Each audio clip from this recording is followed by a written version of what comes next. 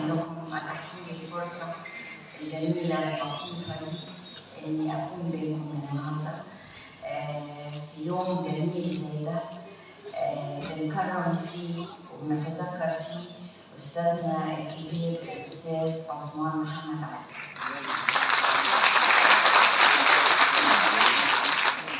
في الواقع الاستاذ عثمان محمد علي شاركني في اعمال كتير جدا جدا.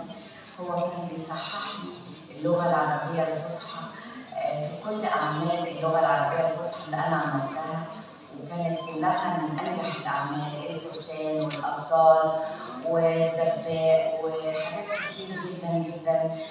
كان هو دايما اللي بعتمد عليه في ان هو يشكل لي النص ويكون جنبي ويقول له اول ما اغلط اعمل ستوب.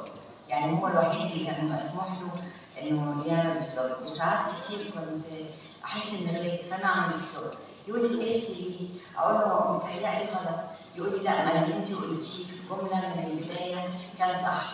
فانا سعيده جدا ان انا النهارده بتذكره، ولو انه يعز عليا جدا لاني ده مش تليفوني على فكره، اصل انا ما اعملش العمله دي